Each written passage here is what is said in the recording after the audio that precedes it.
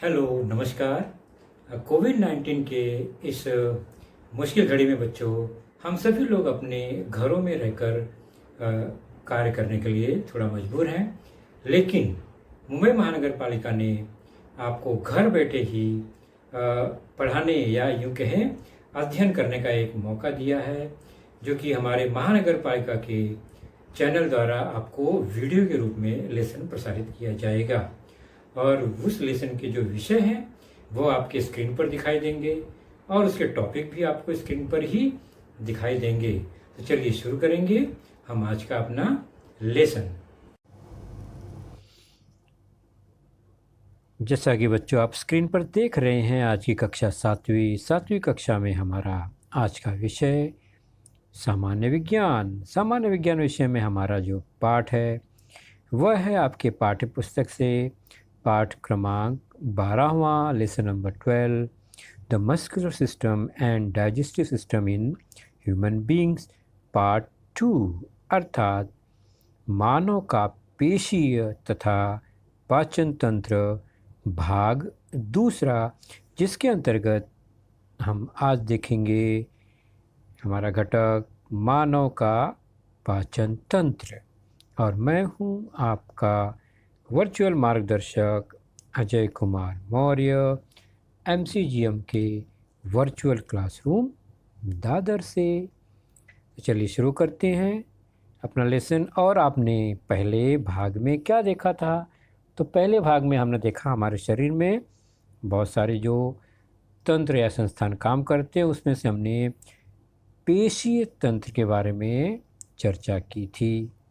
तो हमारे शरीर में कई प्रकार के अंग हैं और वे अंग मिलकर कुछ न कुछ एक विशेष कार्य करते हैं, जो कि तंत्र का या संस्थान कहलाते हैं। और हमने यह उदाहरण देखा था श्वसन तंत्र का, जिसके प्रमुख अंग नाक, ग्रसनी, श्वसन नलिका, फेफड़ा, श्वसन मध्यपटल होता है। इसके अलावा हमने देखा हमारे शरीर में कई प्रकार के तंत्र हैं। इसी प्रकार तो श्वसन तंत्र सांस लेने से संबंधित, उसके अलावा पाचन तंत्र जो भोजन हमारा होता है, हम भोजन करते हैं, वह पाचन तंत्र द्वारा ही उसका क्रियान्वयन होता है। उसके बाद अस्थि तंत्र, फिर रक्त परिसंचरण तंत्र, उत्सर्जन तंत्र, उसी प्रकार तंत्रिका तंत्र, पेशी तंत्र जिसकी चर्चा हमने पिछले लेसन में की, और प्रजनन तंत्र। तो इस तरह अलग अलग तंत्र हमारे शरीर में कार्य करते हैं, जिसके कारण हमारा शरीर सुचारू रूप से कार्य करता है। तो आज की चर्चा होगी पाचन तंत्र, और यह भी बहुत महत्वपूर्ण तंत्र है। सारे तंत्र महत्वपूर्ण ही हैं हमारे शरीर में। तो चर्चा करेंगे हम आज पाचन तंत्र पर, डाइजेस्टिव सिस्टम। जब हम पाचन तंत्र की बात करते हैं तो हम भोजन करने की बात करते हैं, और जब हम भोजन करने की बात करते हैं तो खाद्य पदार्थ को सबसे पहले मुंह में रखना पड़ता है, और उसके बाद जो क्रिया शुरू होती है वह है दांतों की। अर्थात दांत सबसे पहले अपना काम करता है उस भोजन को टुकड़े करने के लिए। तो पाचन तंत्र का जो मुख है, मुंह है हमारा शरीर का मुंह, वहाँ से शुरू होता है, और मुंह में दांत सबसे पहले एक्टिव हो जाता है। जैसा कि हम जानते हैं हमारे मनुष्य के मुख में दांतों की रचना किस तरह होती है। ऊपरी और निचले जबड़े में दांतों की रचना होती है, और ख़ास बात यह है कि यह दांतों की रचना ऊपर और नीचे समान रूप से दिखाई देती है। तो हमारे शरीर के जो दांत है, मुख में जो दांत है, वो सब एक जैसा है क्या? कभी आप आईने में जाकर देखिए तो आपको सभी दांत एक जैसे दिखाई नहीं देंगे। जो सामने हमें दांत दिखाई देते हैं वो अलग आकार के हैं, और जो पीछे जबड़े या दाढ़ में दिखाई देते हैं वह कुछ अलग प्रकार के दांत हैं। तो दांतों के कार्य और रचना के हिसाब से उनके कुछ प्रकार क्या हैं वह देख लेते हैं हम। तो छेदक कृदंत दांत यानी जो काटने या छेदने का कार्य करती हैं। भेदक, रत्नक, उसके बाद अग्र चर्वणक या उपदाढ़ और चर्वणक अर्थात मुख्य दाढ़। यह जो है दांतों के मुख्य प्रकार हैं। वे कौन कौन से हम देखेंगे बाद में। अब हम किसी एक पर्टिकुलर दांत के बारे में देखें अगर, तो दांत हमें सफ़ेद रंग का सामान्य तौर पर दिखाई देता है और काफ़ी कठोर होता है।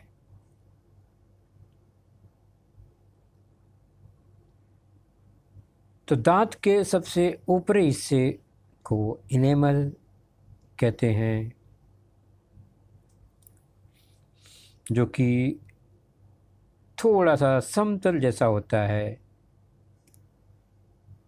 जिसे दंत वल्क कहते हैं। यह जो दांत है वह मसूड़े में फिक्स होता है, यानी जहाँ पर फिक्स होता है शरीर में हड्डियों से वह मसूड़ा, वह सॉफ्ट होता है और मसूड़ा हड्डियों के बीच जगह बनाकर रहता है, जिसमें दांत फिक्स होता है। हड्डी कठोर होता है हमारे शरीर का, आपको पता ही है। दांत के अंदर आंतरिक भाग में दंत मूल होता है, जड़ जिसे हम कहते हैं, और दंत धातु उस जड़ के ऊपर अर्थात दंतवल्क के नीचे का लेयर वह दंत धातु होता है। तो इस तरह से किसी एक दांत की रचना हम देख रहे हैं। Structure of teeth. तो सबसे ऊपर दंतवल्क, उसके अंदर दंत धातु, उसके नीचे दंत मूल, मसूड़े में फिक्स होते हैं ये, और मसूड़ा हड्डियों के ग्रिप में रहता है।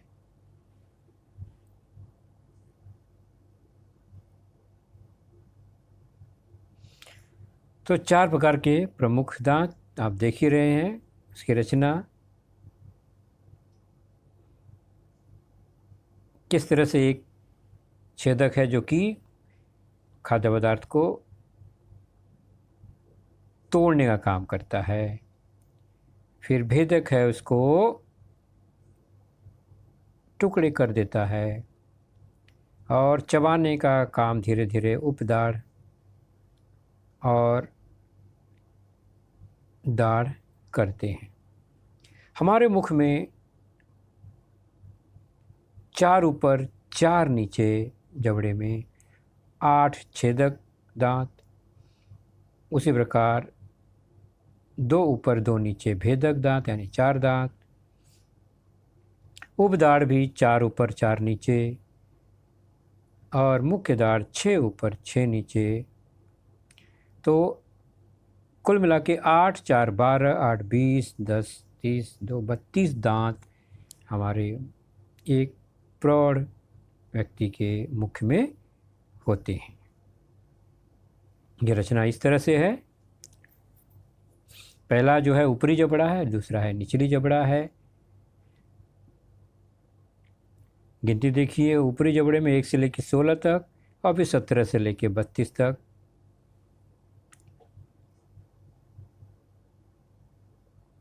और हम अच्छी तरह जानते हैं भोजन के पाचन क्रिया मुंह में दांतों के कार्य द्वारा ही प्रारंभ होती है। दांत पहले भोजन के टुकड़े करता है। तो इस रचना में हम इन दांतों के प्रकार को देख लेते हैं, कौन सा दांत कहाँ है। थोड़ा कलर इसलिए दिया गया क्या, ताकि आपको कलर कॉम्बिनेशन से समझ में आए। ऊपरी जबड़े को भी आप देखें तो 2 सममिति अक्ष बन जाता है, यानी 2 समान भाग में बढ़ता है, ऊपरी हो चाहे निचला जबड़ा हो, और दोनों तरफ समान प्रकार के दांत आपको दिखाई देते हैं। जैसे कि ग्रीन और ऑरेंज जो है छेदक दांत हैं, ऊपरी जबड़े में भी लेफ़्ट और राइट में 2-2 यानी 4। उसी तरह निचले जबड़े में भी आपको नीचे दिखाई दे रहे हैं 2-2 4 यानी 7 8 9 10 नंबर का, और वहाँ पर 22 23 24 25 26 नंबर के दांत छेदक दांत होते हैं। उसी प्रकार यह पिंक और ब्लू, पिंक दांत जो हैं आप देख रहे हैं लेफ़्ट और राइट में 1 1 2 और 2 4 इस तरह से हैं। फिर उपदाढ़ आप देख रहे हैं यहाँ पर 2 और मुख्य दाढ़ 3 3 6 6 6 12, 3 राइट 3 लेफ़्ट, तो एक तरफ के जबड़े में 6 और दूसरी तरफ के जबड़े में भी 6।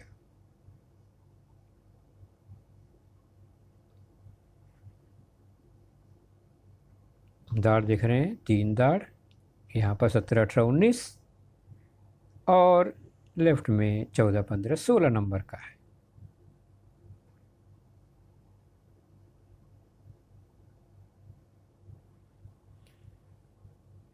तो मुखमंडल के बाद हम सीधे चलेंगे अपने शरीर के अंदर, जो कि पाचन संस्थान की ओर बढ़ते हैं।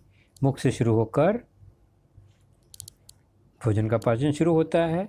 तो मुख में होता क्या है? तो खाए हुए भोजन का घुलनशील घटकों में रूपांतरण होना, उसके बाद आगे शरीर में जाकर रक्त में मिश्रित होने की प्रक्रिया को भोजन का पाचन कहते हैं। और पाचन संस्थान या तंत्र में कौन कौन से अंग होते हैं? तो पाचन तंत्र का संपूर्ण अंग हम आहार नाल भी कह सकते हैं। तो आहार नाल और उसके बाद पाचन ग्रंथियाँ, ये सब मिलकर पाचन संस्थान बनता है पूरा। और इस पूरे आहार नाल की लंबाई यानी मुख से लेकर नीचे गुदाद्वार तक, यह लंबाई लगभग 9 मीटर होती है। अंदाज़ा लगाइए 9 मीटर मतलब 900 सेंटीमीटर, 30 फुट के बराबर यह आहार नाल की लंबाई होती है। जिसमें कौन कौन से अंग होते हैं? मुख से शुरू होकर मुख, ग्रसनी, गला, ग्रसिका, अमाशय या जठर, छोटी आंत, बड़ी आंत, मलाशय और गुदाद्वार, ये आहार नाल के प्रमुख अंग हैं। और स्थान स्थान पर ग्रंथियां भी उसमें जुड़ी होती हैं। लाल ग्रंथि, यकृत, अग्नाशय, ये ग्रंथियां जो हैं पाचक रस निकालते रहती हैं आहार नाल में, जिससे भोजन का पाचन आसानी से होता रहता है।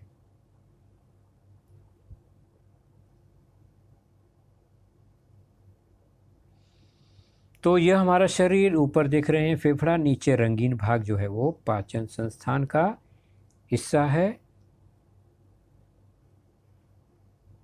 इसमें अलग अलग अंग आपको दिखाई दे रहे हैं, इस पर हम थोड़ी चर्चा ज़रूर करेंगे। तो यह जो संस्थान है पाचन तंत्र या पाचन संस्थान कहलाता है। तो इसकी शुरुआत मैंने पहले ही बताया, मुख से होती है। तो मुख कहाँ है? आपने पहचान लिया होगा, यह है मुख। मुख में दांत, जीभ, यह अंग है। मुख से भोजन धीरे से गले, ग्रसनी की ओर सरकता है, जहाँ पर श्वसन नलिका, अन्न नलिका का द्वार खुलता है। उसके बाद अग्नाशय एक ग्रंथि है जो कि जठर के पास, जठर से जुड़ी होती है। यह गुब्बारेनुमा थैली है। फिर वहाँ से भोजन आगे छोटी आंत में चले जाता है, जो नाम है छोटी आंत, लेकिन वह लंबी होती है, मोटाई कम होती है। और छोटी आंत के बाद भोजन बड़ी आंत में जाता है, जो कि लंबाई में छोटी होती है लेकिन चौड़ी होती है। बड़ी आंत के अंत में पक्वाशय और उसके सिरे पर गुदाद्वार या मलाद्वार होता है, जहाँ से उत्सर्जित पदार्थ हमारे शरीर से निरुपयोगी पदार्थ जो है वो बाहर निकल जाता है।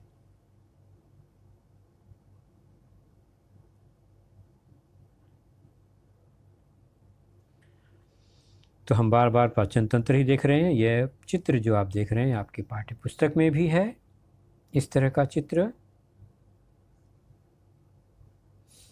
तो यह मुंह जिसे हम कहें,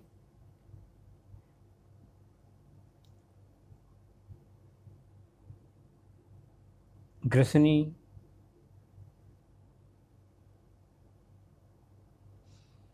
मुख के नीचे, कान के आसपास और जीभ के नीचे जो ग्रंथि से रस निकलता है, लार ग्रंथि, लार रस निकलता है, मुख में मिलता है। मुंह हमेशा गीला इसी से बना रहता है। फिर आहार नल के आगे गुब्बारे नुमा रचनायक फूला हुआ भाग, जो जठर या आमाशय, उसके नीचे अग्नाशय ग्रंथि, यकृत एक ग्रंथि,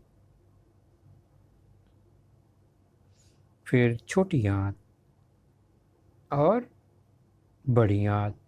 बड़ी आंत के अंत में मलाशय और फिर एकदम किनारे कोने पर गुदाद्वार होता है। तो ये इस तरह से संपूर्ण आहार नाल के भाग हैं जो जुड़े रहते हैं एक दूसरे से। अब हम चलते हैं, ये जो आहार नाल या पाचन तंत्र के जो अंग हैं विविध, उनके कार्य क्या क्या है थोड़ा सा देख लेते हैं। आपके पाठ्य पुस्तक में पेज क्रमांक 85 पर यह मौजूद है, फिर भी हम इस पर चर्चा करेंगे। सबसे पहला भाग मुंह, और मुंह में भोजन का ग्रास लेते ही उसकी पाचन क्रिया प्रारंभ हो जाती है। मुंह में दांतों द्वारा भोजन को चबाया जाता है, भोजन के छोटे छोटे टुकड़े हो जाते हैं और इसी समय हमारे मुंह में लार होता है, जो लार ग्रंथि द्वारा मिक्स हो जाता है भोजन में। भोजन मुलायम हो जाता है, नरम हो जाता है और मीठा लगने लगता है। आपने नोट किया होगा ना, चबाते चबाते हमारा मुंह गीला हो जाता है इसी लार ग्रंथि के साथ। उसके बाद ग्रसनीय गला, आहार नाल और श्वसन नलिकाओं के मुख जो है गले अथवा ग्रसनी में ही खुलते हैं। उसके आगे आहार नाल की नली है जिसे हम ग्रसिका कहते हैं। यह नली गले से आमाशय तक होती है, जो भोजन को धीरे धीरे आगे ढकेल कर आमाशय तक ले जाती है। उसी के बगल में आप देख रहे हैं, यह हमारे शरीर की सबसे बड़ी ग्रंथि यकृत है और बड़ी ग्रंथि है, इसलिए यहाँ पर इसे ज़्यादा रक्त की आवश्यकता होती है। यह ग्लूकोज को संग्रहित करता है। यकृत के ठीक नीचे पित्ताशय होता है, इसमें यकृत से स्रावित पित्तरस संग्रहित होता है। यह पित्तरस छोटी आंत में पहुंचकर वहाँ के भोजन में मिश्रित होता है। स्निग्ध पदार्थों के पाचन के लिए पित्तरस के कारण सहायता मिलती है। पित्तरस में क्षार होता है, अर्थात भोजन के पाचन में ही ये सारे रस कार्य करते हैं। तो आहार नाल के बड़ी थैली जैसे भाग को आमाशय जठर कहते हैं। जठर के जठर ग्रंथि से जठर रस स्रावित होता है। आमाशय में आए हुए भोजन का मंथन करना यह कार्य इसका प्रमुख है। इसमें हाइड्रोक्लोरिक एसिड, पेप्सिन, म्यूकस, श्लेष्मा नामक जठर रस के 3 घटक मिश्रित होते हैं।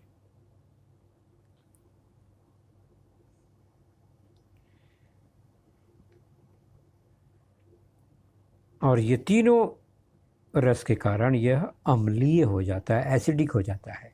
जठर रस में मुख्यतः प्रोटीन का अपघटन होता है, जबकि हमने देखा कि यकृत में फैट का अपघटन होता है ना। अलग अलग खाद्य घटक जो है अलग अलग अंगों में उनका अपघटन होता है, और इसी में फिर यह मिक्सर का काम करता है। हमारे शरीर का एक मिक्सर है जो पाचक रस और भोजन खाद्य पदार्थ को मिलाकर खीर जैसा पतला मिश्रण बना देता है, और फिर शरीर में यह आगे बढ़ जाता है आंतों में।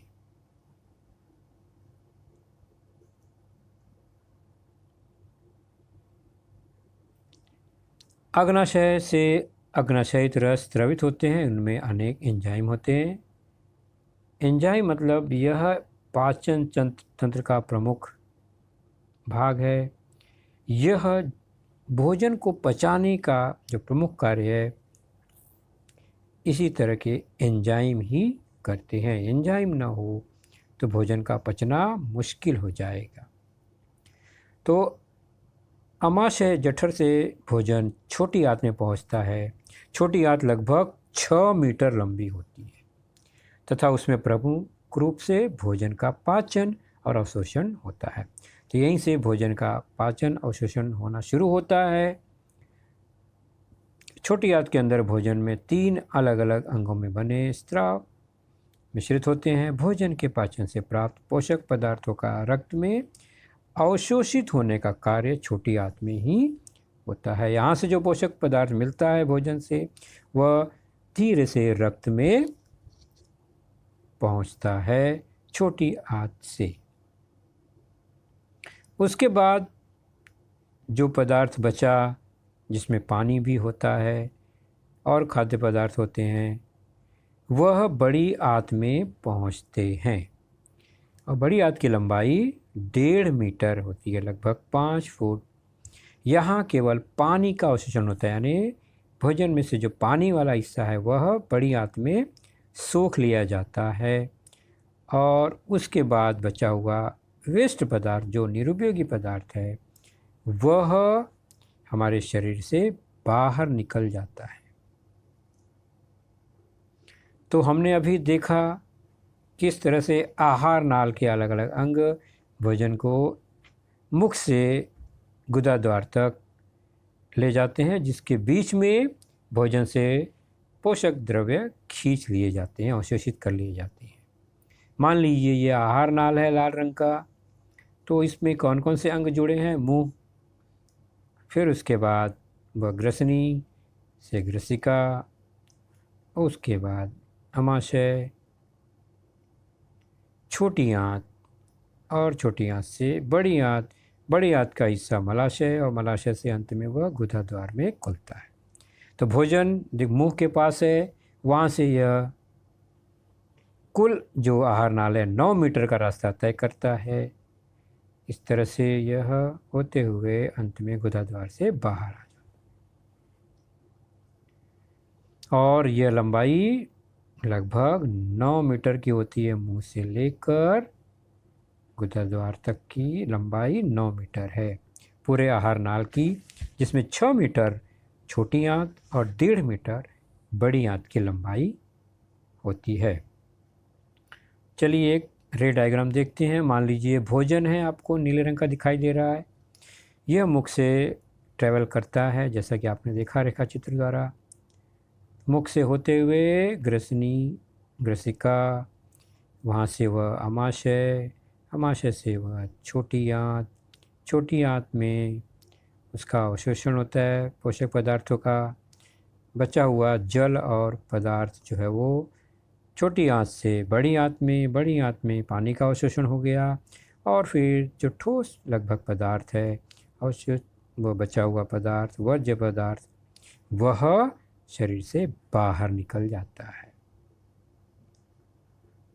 तो छोटी आंत 6 मीटर लंबी, बड़ी आंत 1.5 मीटर लंबी होती है।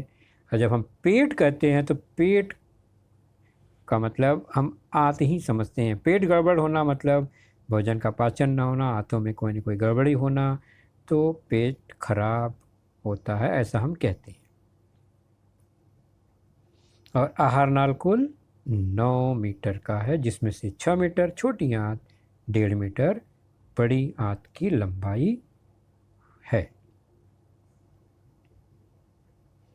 तो पाचन तंत्र में हमने देखा अंग, और अंग से जुड़े हुए कुछ ग्रंथियां हैं जो समय समय पर विविध प्रकार के रस अंगों में छोड़ते रहते हैं ताकि पाचन का कार्य सुगम रीति से चलता रहे। तो उसकी एक लिस्ट है आपके पाठ्यपुस्तक में, पेज नंबर 86 पर मिलेगा आपको, आप उसे ज़रूर देखिए। अंग हैं, फिर ग्रंथि है, पाचन रस कौन से हैं और उनका कार्य क्या है वह विस्तृत रूप में लिखा गया है। जैसे अंग है मुंह, मुंह में लार ग्रंथि, उसमें से पाचन रस निकलता है लार, टाइलिन या एमाइलेज। यह कार्बोज पदार्थों का रूपांतरण माल्टोज में करता है तो भोजन मीठा लगने लगता है। उसके बाद अमाशय या जठर, उसकी ग्रंथि है जठर भित्ति, जिसमें से जठर रस निकलता है, जिसमें हाइड्रोक्लोरिक एसिड, पेप्सिन और म्यूकस नामक रस होते हैं। यह भोजन को अम्लीय बनाता है, प्रोटीन का अपघटन करता है और जठर के अंदर के स्तर का हाइड्रोक्लोरिक अम्ल से संरक्षण करता है। उसके बाद ग्रंथि है यकृत, जिसमें पित्त रस होता है। यह भोजन को क्षारीय बनाता है और जो चर्बी युक्त यानी वसा युक्त फैटी पदार्थों को का यहाँ पर छोटे छोटे टुकड़ों में रूपांतरण होता है, यानी फैटी पदार्थ का हजमा पित्त रस के कारण होता है। उसके बाद अगली ग्रंथि है यकृत, पित्त रस आप देख ही रहे हैं। अग्नाशय, इसमें अग्नाशयिक रस यानी ट्रिप्सिन, लाइपेज, अमाइलेज, ये 3 रस निकलते हैं। तो यह प्रोटीन का रूपांतरण एमिनो एसिड में करता है। वसा का रूपांतरण वसीय अम्ल ग्लिसरॉल में करता है और कार्बोज पदार्थ का शर्करा में रूपांतरण यहाँ भी होता है। फिर छोटी आंत में आंतररस निकलता है, यह भी प्रोटीन को अमीनो एसिड में बदल देता है, कार्बोज पदार्थों को ग्लूकोज में बदल देता है, वसा का वसीय अम्ल और ग्लिसरॉल में रूपांतरण करता है। बड़ी आंत में केवल जल का अवशोषण होता है। तो हमें पाचन तंत्र सुदृढ़ रखना है, क्योंकि हम जो भोजन करते हैं वो हमारे शरीर में ऊर्जा देने का कार्य पाचन तंत्र ही करेगा, क्योंकि भोजन से ही तो ऊर्जा मिलती है। लेकिन गलत आदतों के कारण हमारा जो पाचन तंत्र है वो खराब हो सकता है, जिसमें धूम्रपान, सिगरेट, बीड़ी, तंबाकू जनित पदार्थ, शराब, मद्यपान इत्यादि जैसी हानिकारक आदतें हमारे डाइजेस्टिव सिस्टम, पाचन तंत्र को खराब करती हैं, बीमारियां फैलाती हैं। तो ये हमेशा याद रखें कि हमारा पाचन तंत्र सुचारू रूप से अगर कार्य करता रहे तो ही हमारा शरीर हमेशा स्वस्थ बना रहेगा, क्योंकि हमारा जो खाद्य पदार्थ होता है वो आहार नाल से ही जाता है और हमें ऐसे पदार्थ नहीं खाने चाहिए जिससे आहार नाल को हानि पहुँचे। तंबाकू, सिगरेट, बीड़ी, शराब जैसे पदार्थों का सेवन कभी ना करें, क्योंकि तंबाकू के सेवन से तो मुंह, गला, आहार नाल, पाचन तंत्र में रोग उत्पन्न होते हैं। ये बात ध्यान में रखिए। चलिए कुछ स्वाध्याय देख लेते हैं जो आपने अभी सीखा। बहुत सिंपल सा स्वाध्याय है। यह एक आकृति है हमारे पाचन तंत्र की। इसके आमने सामने एक बॉक्स बनेंगे। आपको उन अंगों को पहचानना है और बॉक्स में उसके नाम लिखने हैं। देखिए आप कैसे इसे लिख पाते हैं। हमने इसको ज़रूर सीखा अभी, तो निश्चित रूप से आप इसे लिख पाएंगे।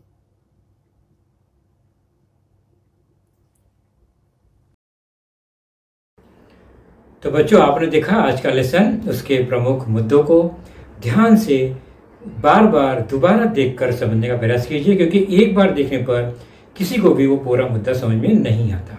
तो जैसे ही हम 2 बार 3 बार देखेंगे तो हमें वह समझ में आने लगेगा। और इसके आगे की जानकारी जो होगी बच्चों, वह निश्चित ही हमारे अगले वीडियो में होगी।